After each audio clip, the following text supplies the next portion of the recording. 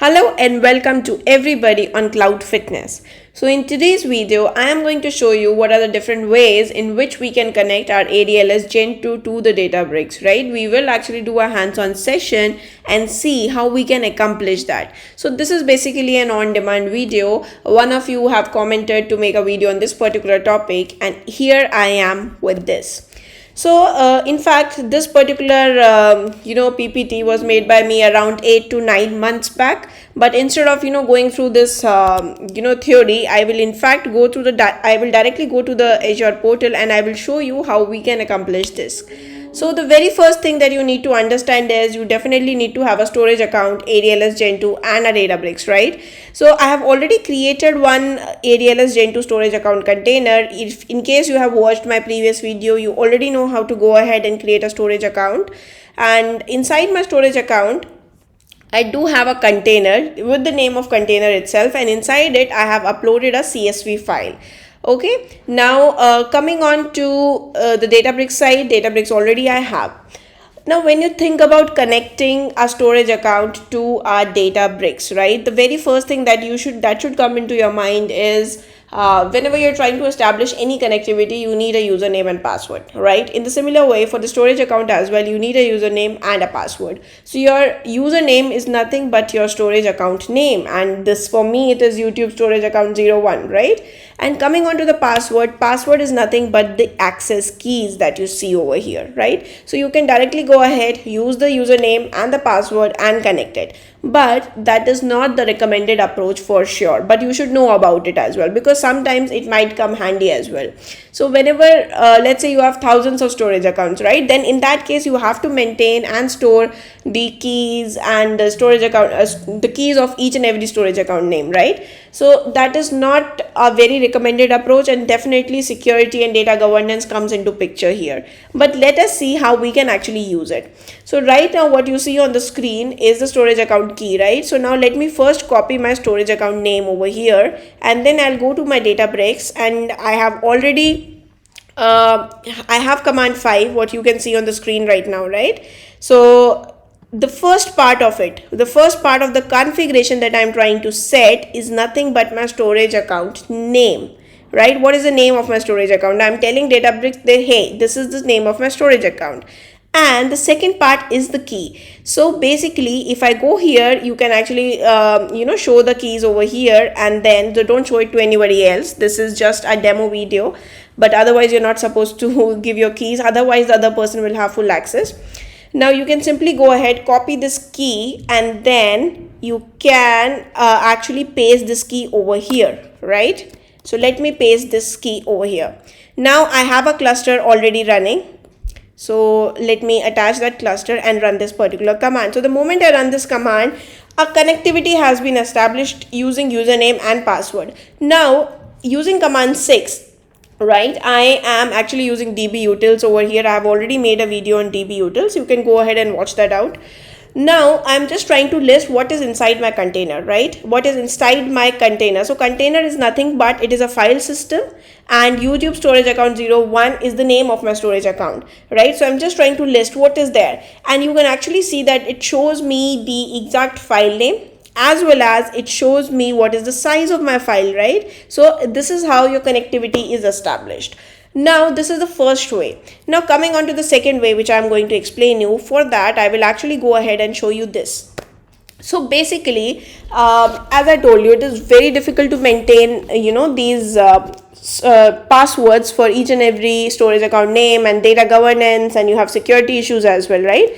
Now for that, you have an option to create a service principal and give access to service principal for your storage account, and use the keys of that particular service principal to log in the Databricks. So this is what we are going to do now. That is the second approach, right? When I'm saying that you create a service principal and give that service principal access to your storage account, in this case what happens is you are not actually using or you're not displaying, you're not directly using the keys, right? You're not using the storage account key, you're only using the service principal, and whosoever has access to that service principal will actually be able to see your content, right? Now for that, what do we do? So the first thing that you see over here is the app registration. You try to register an app.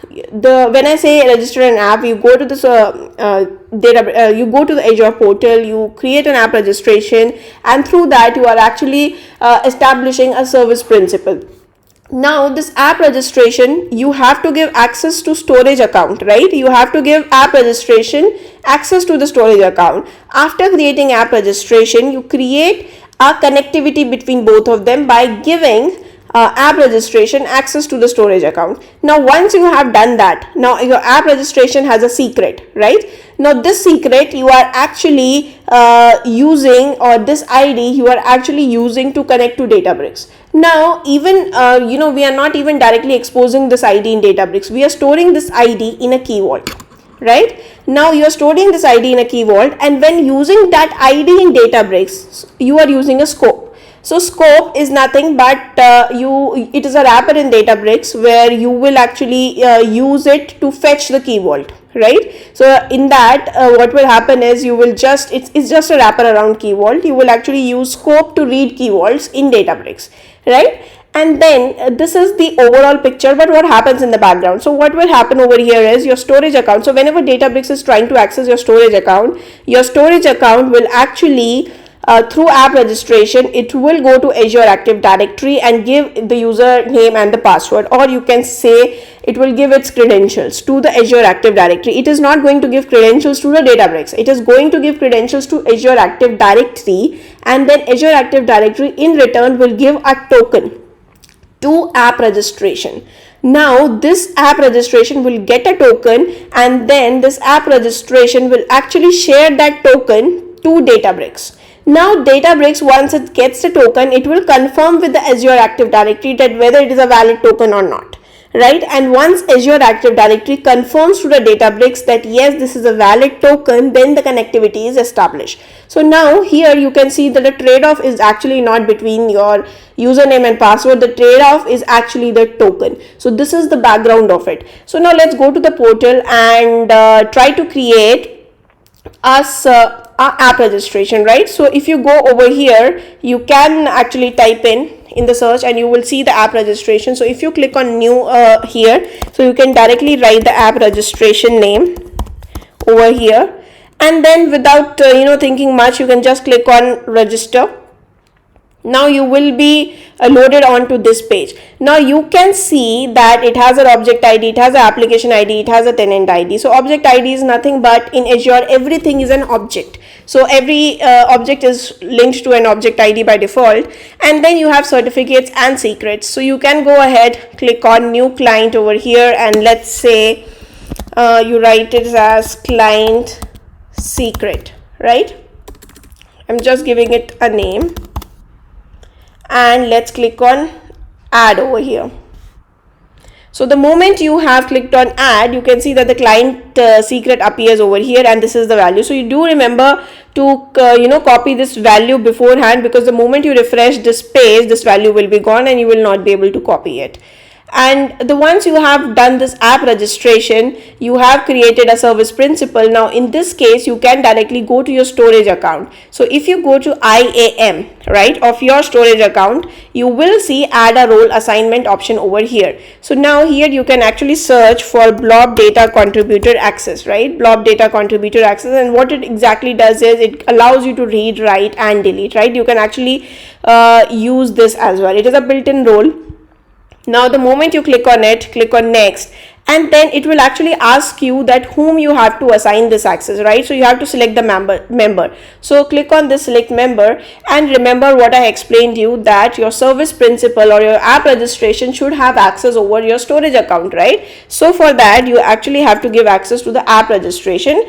And this is where you type the name of your app registration, click over here and then select. So now you can see that your app registration appears over here with the object ID, and then click on next, next, and simply review and assign. So here what you have actually done is, I'll go back to the this place. You have created an app registration with the secret, and you have assigned access to the storage account, right? App registration access to the storage account. Now you can actually verify the access also. You can just write app registration over here, and then you can actually check the access. You can see that the storage blob data contributor access has already been assigned to it. Now once you have done that, you will go ahead and you want to save your secret for app registration in a key vault. Now this key vault is nothing but it is just used for storing your password. So let's go ahead, click on create a key vault.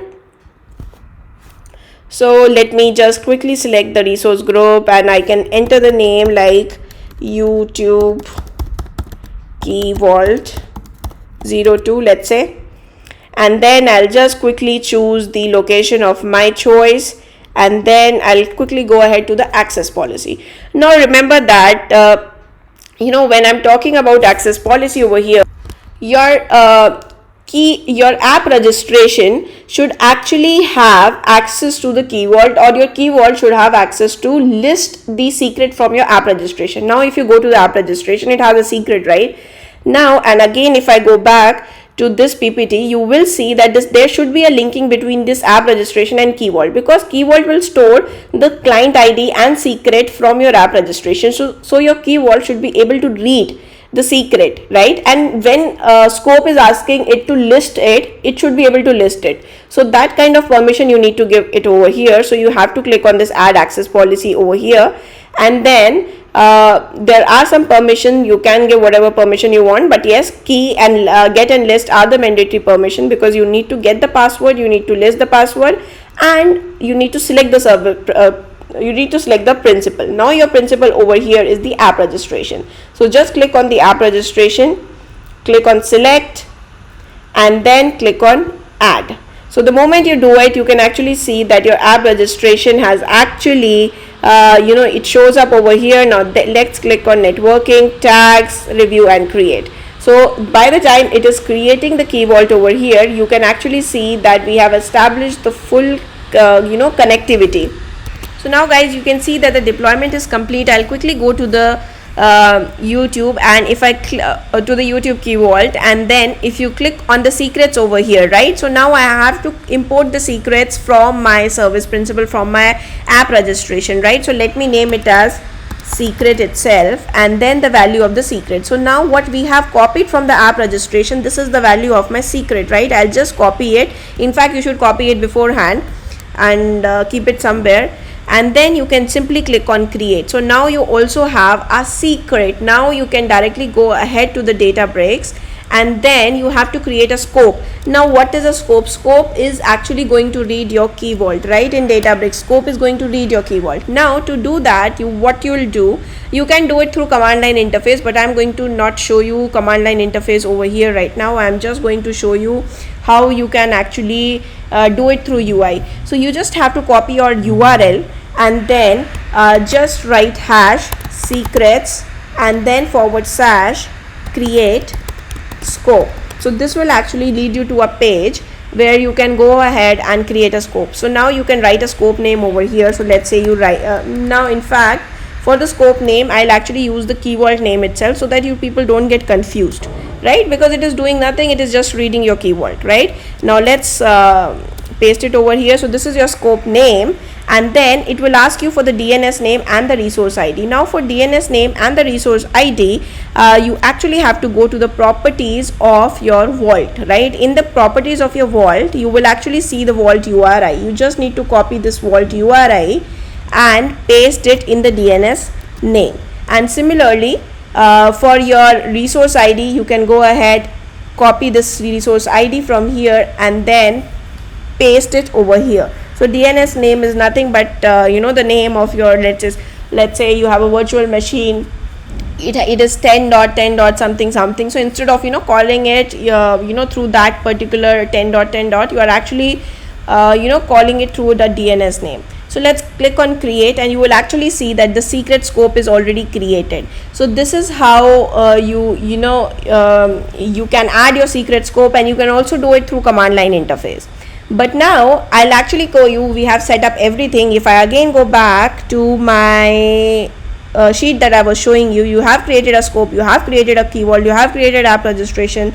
Now you have established a connectivity between app registration and storage account. You have established a connectivity between app registration and key vault, and then if you see over here, these are the few commands which will allow you to connect through a service principal. Right now these commands you can find online as well. There is nothing fancy about it. These are just a few commands where you authorize the connection. So these are the few configuration lines. The first one being the client ID. So here you basically have to provide your client ID. Client ID is nothing, just if you go to your app registrations, let me actually refresh this. You see this is the app registration that we created, right? So you have this client ID over here, right? So this is the same thing that you need to copy over here, and let me paste my client ID over here. Now also I'll come back to the secret, but the last line which you can see is the client endpoint, right? So you have to use the same URL. Just in between you are actually going to use the tenant ID. Now for tenant ID, again you have to go back to the app registration, and you can see here directory ID or tenant ID, right? So you just copy that and then just paste your directory ID. Directory ID is also called your tenant ID. So wherever you see directory ID, it is essentially your tenant ID. And then coming on to scope, now you are actually wanting to read the, now you understand this thing that this is the principal ID, right? This is your service principal ID, and you are now, second thing that you're going to read here is principal secret, right? And that secret you have stored in the key vault, and that's key vault, and you have stored it in key vault with a secret scope, right? So you are actually using this scope, and this is the name of your scope, right? What was the name of our scope? We just created key vault YouTube 02 YouTube key, sorry, this is the exact name. I'll actually copy this name over here. So this is the exact name that we kept for our scope, right? The same name as of key vault that we have written, that is the same name that we have kept for the key vault. Now coming on to the key is nothing but the secret, right? So you have actually created a secret as well, right? Now that secret, in fact you go to the key vault and you click on secrets. So there is a, in fact let me just refresh it. So there is a secret that you have created inside the key vault, right? So this is the secret that you are trying to use. So the same secret is this. Now once you have established, so these lines are actually your connectivity lines. After that, what you essentially do is, let's say you're moving your code to production right now, and in that case you will specially use your mount point. Mount point is nothing but just a location inside your container that you want to reuse again and again. Now what happens over here is, if you are not going to use mount point, then what will happen is, if you run your code 1000 times, then your connectivity will be established 1000 times. Now if you mount a point, then in that case it is not going to establish connectivity 1000 times. So now when I say establish connectivity, it is just the token exchange that is happening, right? So token exchange is time consuming, right? A little bit of time consuming, that's all, right? Now this token exchange will not happen if you have mounted a point in your container. So let's say I have a storage account. In this storage account I have a container with the name of container, right? Now if I mount this container, then in that case, until I demount it, the connectivity will always remain. It will not go ahead and try to create a token and exchange it, right? So that is the difference between, you know, using a mount point and not using a mount point. So here, in fact, with my YouTube storage account 01 and my container, so this is the file system, this is the container name that I'm specifying. I'm mounting this container. So now just let me run this command. Now the moment I've run this command, you will actually see that it gets succeeded, and this I have run on a simple standard cluster. So I will actually okay, it is already mounted, so you can actually see this error as well, right?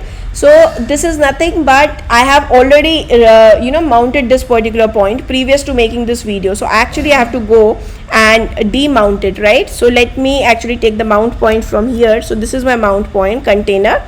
So I have to copy it and I have to run this command to demount it. So whenever you get this, definitely go ahead and demount it. And even when you're writing the code, the very first thing is what you do is you mount it, and when you run the full code, you just unmount it, so that next time when you run it, you don't get this kind of error, right? So let me first just unmount this. Now guys, you can see that it is trying to unmount my container. So the moment it unmounts my container, I can actually go ahead, mount it again, and then try to read the file. So you can see that I have got this message that your container has been unmounted. Now if I go ahead and run this command, right, you will see that these commands starts running.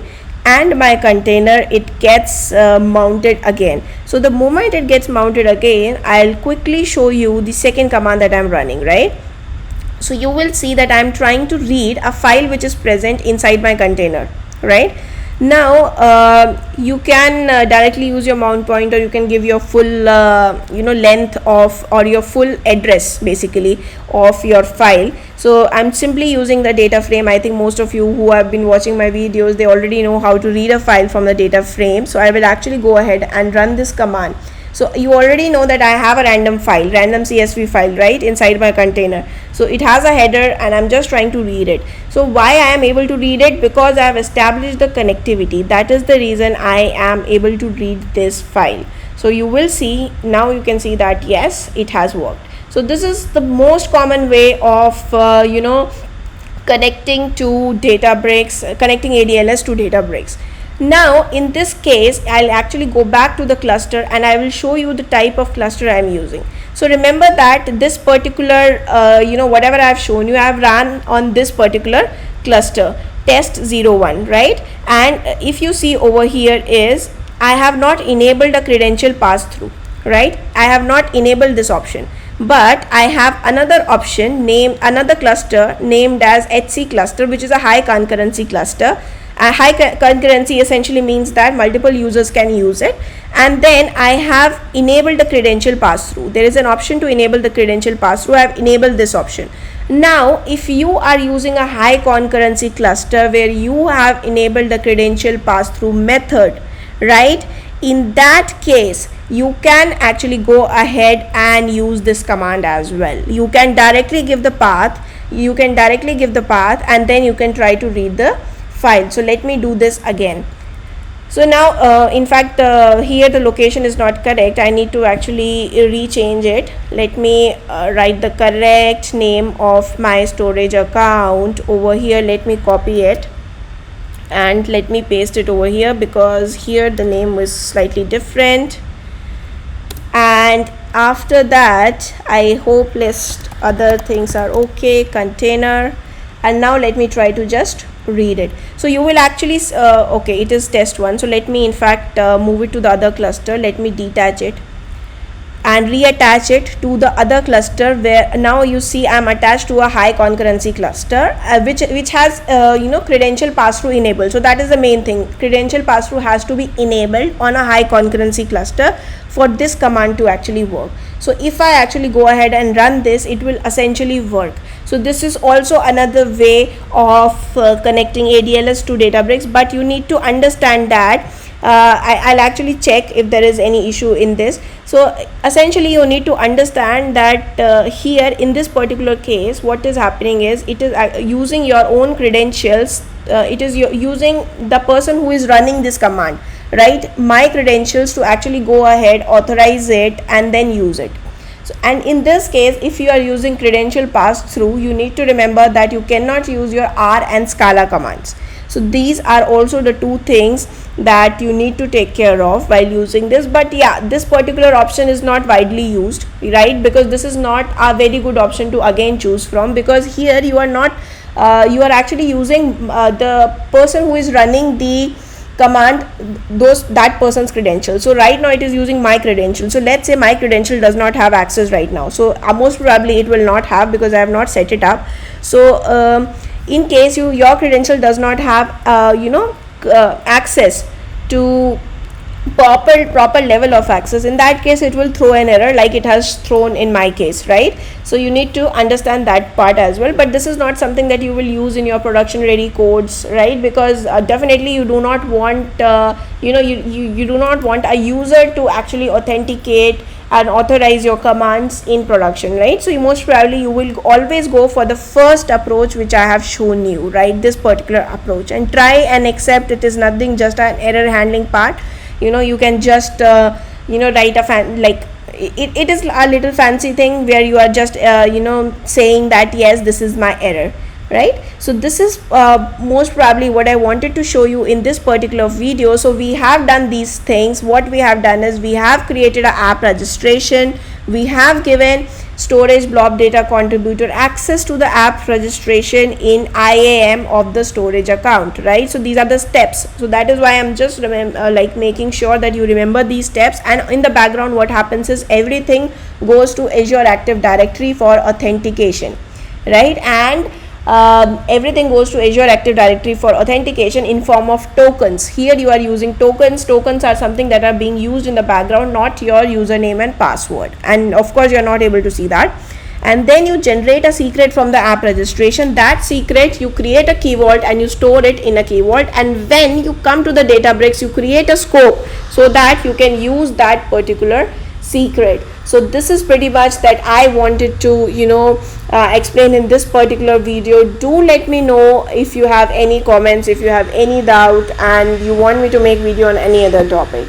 So thank you so much for being till here. Do remember to like, subscribe and share my video. Thank you so much.